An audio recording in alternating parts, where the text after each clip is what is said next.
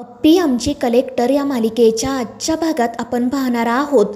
अप्पीला Monty सातवच्या गुंडांनी kidnap केलेले असते आणि त्यातीलच एक गुंड अप्पीवर हसत म्हणत असतो की मॅडम, मी तुमच्यासाठी खायला घेऊन आलो आहे, तुमची काळजी घ्यायलाच हवी ना. आणि त्यामुळे अप्पी मोठ्याने ओरडून म्हणते की माझ्यापासून लांब राहायचं. आणि ते ऐकून ते गुंड हसू लागतात.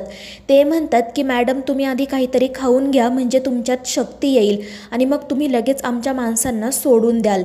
त्यावर अप्पी म्हणते की तुम्हाला काय वाटतंय, तुम्ही हे सगळं केल्यामुळे मी तुमच्या माणसांना सोडून देईल का? तर तसा विचारही करू नका. तुम्ही एका कलेक्टरला किडनॅप केला आहे, त्यामुळे तुम्हाला आयुष्यभर जेलमध्येच सडावं लागेल. आणि त्यांचं ते बोलणं सुरू असतानाच अचानक एक खेळण्यातली गाडी त्या ठिकाणी येते आणि त्यावर शहेनशाह असं लिहिलेलं असतं. आणि ती गाडी बघून ते सगळेच गुंड घाबरतात. तर अप्पी हसतच त्यांना विचारते की काय झालं, का गप्प बसलात? शहेनशाह आला की काय? आणि त्यामुळे त्या गुंडांना धक्काच बसतो, कारण गाडीवर सुद्धा शहेनशाह हेच नाव लिहिलेलं असतं. आणि मग त्यानंतर ती गाडी नेमकी कोणी तिथे पाठवली हे बघण्यासाठी एक माणूस बाहेर जायला निघतो. मात्र तितक्यात अर्जुन त्या ठिकाणी येतो आणि त्या माणसाला मारतो. अर्जुनला बघून ते इतर गुंडसुद्धा खूप घाबरतात. तर अर्जुन त्या लोकांना चांगलाच धडा शिकवतो आणि मग अप्पीजवळ जातो. तर अप्पीजवळ उभा असणारा एक माणूस घाबरून त्या मॉन्टीला कॉल करत असतो, पण अर्जुन समोर आल्यानंतर तो बेशुद्धच पडतो. त्यानंतर मग अर्जुन अप्पीची सुटका करतो. अप्पी रडतच अर्जुनला मिठी मारते आणि ती सुखरूप आहे हे बघून अर्जुनला देखील खूप आनंद होतो. आणि मग त्यानंतर तो तिची माफी मागत म्हणतो की मला माफ कर, मी तुला त्या बंगल्याजवळ एकटं सोडून गेलो. तर अप्पी म्हणते की नाही अर्जुन, यात तुझी काही चूक नाही, खरं तर मी तुझी माफी मागायला हवी. त्यामुळे अर्जुन विचारतो का? आणि मग अप्पी त्याला सांगते की मी त्यावेळी तुझ्याशी मुद्दाम भांडले होते, कारण मी त्या बंगल्याजवळ CCTV कॅमेरा बघितला होता आणि मला माहीत होतं की त्या लोकांना अमोलसोबत मी सुद्धा हवी आहे, त्यामुळे ते मलाही किडनॅप करण्याचा प्रयत्न करणार. मात्र तू माझ्यासोबत असल्यामुळे त्यांना तशी संधी मिळत नव्हती आणि आपल्याला अमोल कुठे आहे हे सुद्धा कळत नव्हतं. म्हणून मग मी मुद्दाम तुझ्यासोबत भांडले, तुझ्यापासून दूर गेले आणि त्यामुळे ते लोक मला किडनॅप करू शकले आणि मग तू सुद्धा इथे पोहोचला. आणि अप्पीचं हे सगळं बोलणं ऐकून अर्जुन डोक्यालाच हात लावतो. तो म्हणतो अगं, पण तुझा हा प्लॅन फसला असता तर? त्यावर अप्पी म्हणते पण नाही ना फसला अर्जुन, आता चल आपण आपल्या अमोलला शोधू, तो इथेच कुठेतरी आहे. त्यावर अर्जुन विचारतो पण तुला खात्री आहे का? त्यावर अप्पी म्हणते हो अर्जुन, कारण बाहेर पोलिसांची नाकाबंदी आहे, त्यामुळे हे लोक इथून बाहेर पडण्याचा धोका घेणार नाही. त्यांनी अमोलला सुद्धा इथेच कुठेतरी ठेवलं असणार. आणि अप्पीचं ते बोलणं ऐकून अर्जुन म्हणतो की डोकं आहे तुला, व्यवस्थित प्लॅनिंग केलंय तू. तर अप्पीसुद्धा हसतच म्हणत असते की कलेक्टर आहे मी. आणि मग त्यानंतर ते दोघेजण लगेच अमोलला शोधण्यासाठी निघतात. अर्जुन म्हणत असतो की 7 वर्ष मी माझ्या अमोलपासून दूर राहिलो आहे, आता कोणीही मध्ये आलं तरी मी आणि अमोल एकमेकांना भेटणारच, आम्हा दोघांना एकमेकांना भेटण्यापासून कोणीही अडवू शकत नाही. आणि अर्जुनचं हे बोलणं ऐकून अप्पी खूप खुश होते.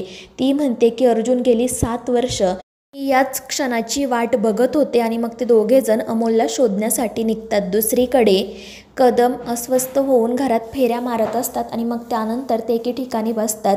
तेवढ्यात स्वप्नील येतो. तो म्हणत असतो की विनय काका काय झालं?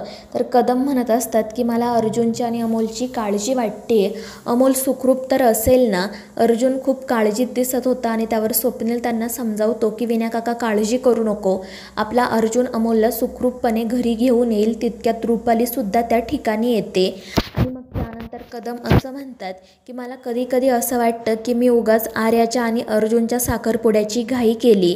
अर्जुनला त्याचा विचार करायला थोडा वेळ द्यायला हवा होता, मी असं करायला नको होतं, माझ्याकडून चूक झाली.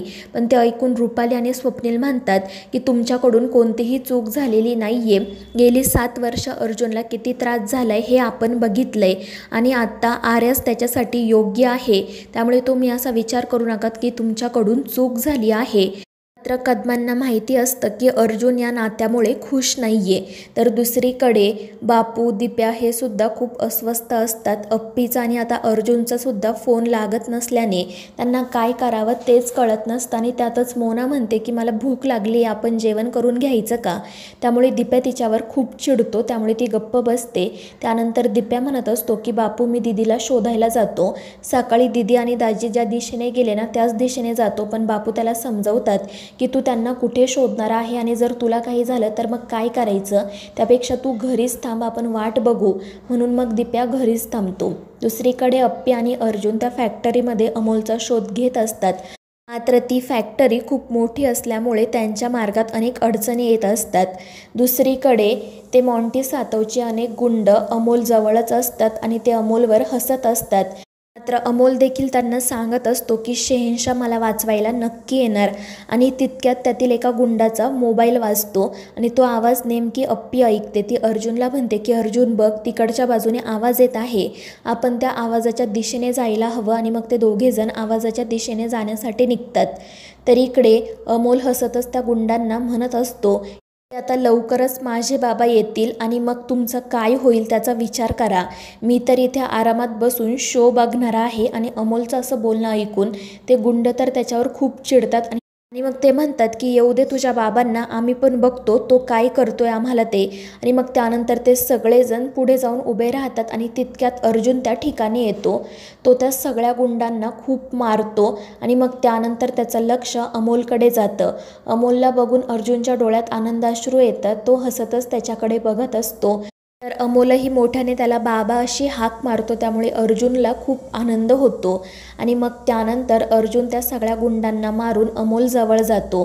मात्र तितक्यात ते गुंड पुन्हा उठतात आणि ते सगळेजण मिळून अर्जुनला पकडतात. त्यामुळे अमोल देखील घाबरतो. अर्जुन त्या लोकांच्या तावडीतून सुटण्याचा प्रयत्न करत असतो, पण त्याला ते शक्य होत नाही. आणि मग त्यातील एक गुंड लोखंडी रॉड घेऊन अर्जुन जवळ जातो. तितक्यात अमोल म्हणतो की बाबा तुम्ही या सगळ्या गुंडांना मारून टाका. आणि त्यामुळे अर्जुन त्या सगळ्या गुंडांना पुन्हा मारायला सुरुवात करतो आणि ते बघून इतर गुंड देखील तेथून पळून जातात. आणि मग अर्जुन अमोलजवळ जातो, तो त्याची सुटका करतो. अमोलला बघून त्याला खूप आनंद झालेला असतो. तो रडतच त्याला मिठी मारतो. आणि मग तितक्यात अप्पीसुद्धा त्या ठिकाणी येते आणि बापलेकाची ही भेट बघून तीसुद्धा रडू लागते. तर मित्रांनो, या मालिकेच्या पुढील भागांच्या अपडेटसाठी आपल्या चॅनेलला सबस्क्राईब करा.